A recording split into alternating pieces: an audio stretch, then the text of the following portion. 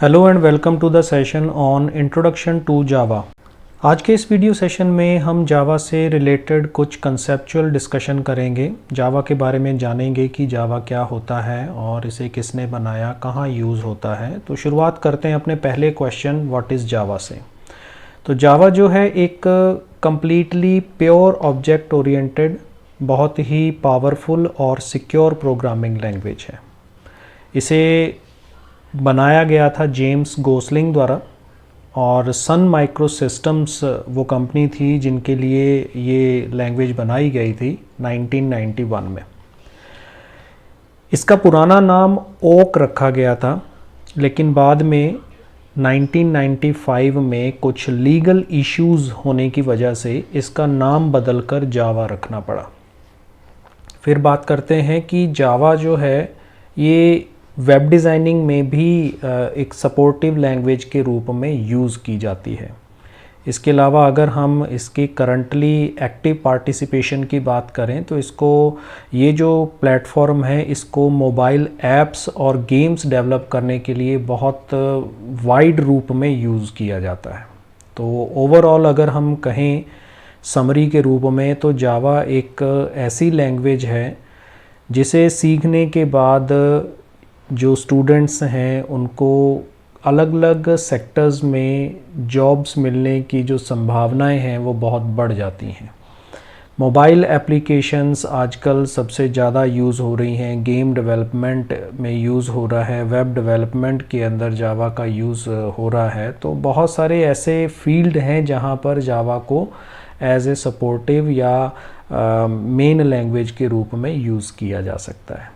अब बात आती है कि जावा को कौन सीख सकता है। तो इसके लिए कोई स्पेशल रिक्वायरमेंट्स नहीं हैं, लेकिन फिर भी अगर किसी को सी और सी प्लस प्लस की थोड़ी बहुत नॉलेज है, बेसिक नॉलेज है, तो जावा सीखने में उसको आसानी होगी। और अगर वो जावा को अपनी पहली लैंग्वेज के रूप में चुनता है तो उसमें थोड़ी सी समस्याएं उसको आ सकती हैं, क्योंकि इसके कंसेप्ट जो हैं वो थोड़े से समझने में डिफ़िकल्ट लगते हैं। और दूसरा सबसे इम्पॉर्टेंट चीज़ कि ये जो लैंग्वेज है ये केस सेंसिटिव लैंग्वेज है, जिसमें इन चीज़ों पर ध्यान रखना ज़रूरी होता है कि कोडिंग करते समय कौन से अक्षर को छोटा रखना है और कौन से अक्षर को बड़ा रखना है। इस चीज़ पे हमें ध्यान देने की ज़रूरत होती है। तो इस वजह से पहली लैंग्वेज के रूप में आप जावा को सेलेक्ट करें, इसका सजेशन मैं नहीं दूंगा। अगर आप पहले सी लैंग्वेज कर लेते हैं तो आपकी प्रोग्रामिंग पर पकड़ अच्छी बन जाती है और आप सी प्लस प्लस और जावा जैसी लैंग्वेजेस को आसानी से समझने में सक्षम हो जाते हैं। अब बात करते हैं कि अगर हमें अपने सिस्टम पर जावा को यूज़ करना है, चलाना है, हम उस पर प्रैक्टिस करना चाहते हैं, तो उसके लिए हमें किन चीज़ों की ज़रूरत पड़ेगी। सबसे पहले हमें कोई ना कोई एक ऐसा आईडीई चाहिए जिसकी हेल्प से हम अपने जावा के कोड को लिख सकें। तो एक फ्री सॉफ्टवेयर हम यूज़ कर सकते हैं जो हम इस वीडियो ट्यूटोरियल सीरीज़ में भी यूज़ करेंगे। नेटबीन्स IDE 8.2 वर्जन या उससे ऊपर का कोई भी वर्जन आप यूज़ कर सकते हैं। इसमें हम अपना जावा से रिलेटेड सभी कोडिंग्स करेंगे और इसके लिए एडिशनल हमें जिन चीज़ों की ज़रूरत पड़ेगी उसमें जावा डेवलपमेंट किट यानी कि JDK आपके सिस्टम पर इंस्टॉल होना चाहिए। ये हम जावा या ओरेकल की ऑफिशियल वेबसाइट जो है वहाँ से इसको डाउनलोड कर सकते हैं और वहीं से हम जावा वर्चुअल मशीन भी डाउनलोड करके उसको इंस्टॉल कर सकते हैं। तो ये 3 पैकेजेस हैं जो आपके सिस्टम पर अगर इंस्टॉल्ड होते हैं तो आप बिना किसी समस्या के जावा को यूज़ कर सकते हैं, जावा को अपने सिस्टम पर चला सकते हैं और उसमें कोडिंग कर सकते हैं। फिर उसके बाद नेक्स्ट फ़ीचर्स की अगर अपने बात करें तो जावा में बहुत सारे फ़ीचर्स हैं, तो 12 फ़ीचर्स के बारे में हमने यहाँ पे डिस्कशन किया है। स्टार्टिंग होती है ऑब्जेक्ट ओरिएंटेड है, सीखने में सिंपल है। अगर हम सिंपल प्रोग्रामिंग की लैंग्वेजेस की बात करें, सिक्योर्ड है, इसका सिक्योरिटी बहुत अच्छा है।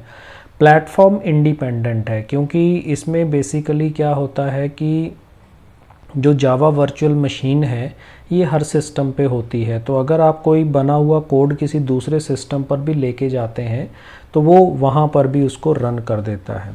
रॉबस्ट है, हम बात कर चुके हैं कि बहुत स्ट्रॉन्ग है। पोर्टेबल है, छोटा है, बहुत बड़ी लैंग्वेज आप इसको नहीं कह सकते कि बहुत कॉम्प्लिकेशंस हैं। आर्किटेक्चरल न्यूट्रल है, आप इसको जैसा चाहें वैसा यूज़ कर सकते हैं, डायनामिक यूज़ किया जा सकता है। और जैसे कि मोस्टली लैंग्वेजेस जो हम यूज़ करते हैं उसमें कंपाइलर का यूज़ होता है। ये एक ऐसी लैंग्वेज है जिसमें कंपाइलर और इंटरप्रेटर दोनों का यूज़ किया जाता है। परफॉर्मेंस वाइज अगर हम देखें तो इसकी परफॉर्मेंस अच्छी है, आप इसमें बहुत कमाल के काम कर सकते हैं। मल्टी थ्रेडेड है, मल्टी थ्रेडेड का मतलब एक ही समय पर आप मल्टीपल टास्क को हैंडल करवा सकते हैं, ऐसे प्रोग्राम्स इसमें लिखे जा सकते हैं। डिस्ट्रीब्यूटेड मतलब मल्टीपल सिस्टम्स पे आप इस पे वर्क कर सकते हैं। तो ये कुछ फीचर्स हैं जो हमें जावा में मिलते हैं, इनकी हेल्प से हम अपना जो जावा रिलेटेड काम है या उसको सीखने का जो हमारा पर्पज़ है वो इन फीचर्स को इम्प्लीमेंट करने के बाद फुलफ़िल हो जाता है। तो आई होप कि आपको आज के इस वीडियो कंटेंट में जो टॉपिक्स डिस्कस किए गए हैं वो अच्छी तरह से समझ में आ गए होंगे। तो इस वीडियो में फ़िलहाल इतना ही। Thanks for watching, keep on learning with us, stay tuned for upcoming videos and always stay blessed.